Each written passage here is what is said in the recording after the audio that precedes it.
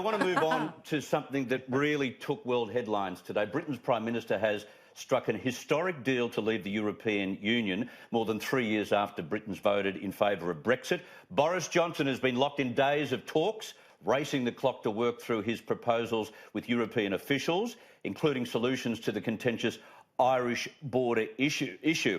Warren, I want to talk about this. Here he is coming back into Parliament. Commentators over there are saying, oh, well, the UK Parliament might not support Boris on this.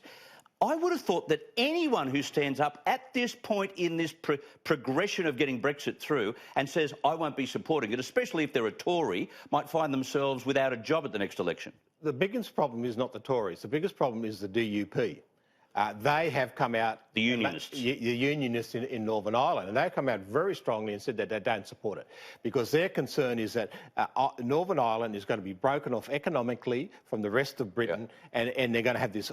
they're going to have two laws. They're going to have the British law and they're going to have the UN law in regard to their products. Yep.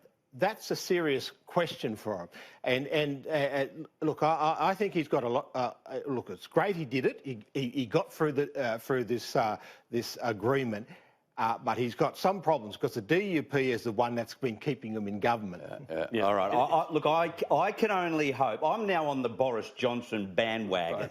I'm there with the whip saying, go, Boris, you little beauty. Yeah. Look, at the beginning, I said he could be another Churchill, and I still think he might pull off something. But, Warren, you're right about that. The DUP are 10 votes in the House of Commons. The difference those 10 votes could make could be the beginning or end of this. And one of the reasons it's such a big deal for Northern Ireland is in the Good Friday Agreement, and that's the agreement that brought an end to all the fighting, the bombing, the Troubles, as they're called. That agreement includes a clause that says there will be no constitutional change in the status of Northern Ireland inside the United Kingdom.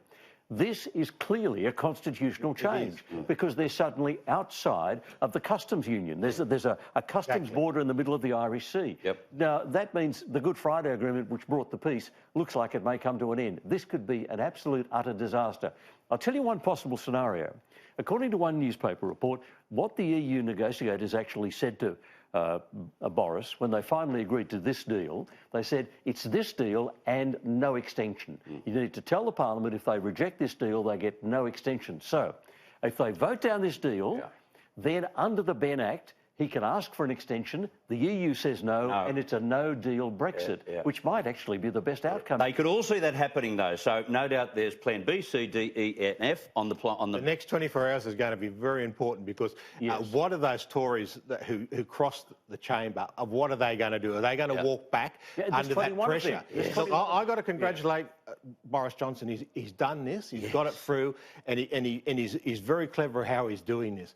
And there may be some sinister side about this, getting a no-deal Brexit at the end. But, of course, the pressure now is back on those Tories. And the pressure is back... And Jeremy Corbyn. Corbyn. How is he going to respond to this?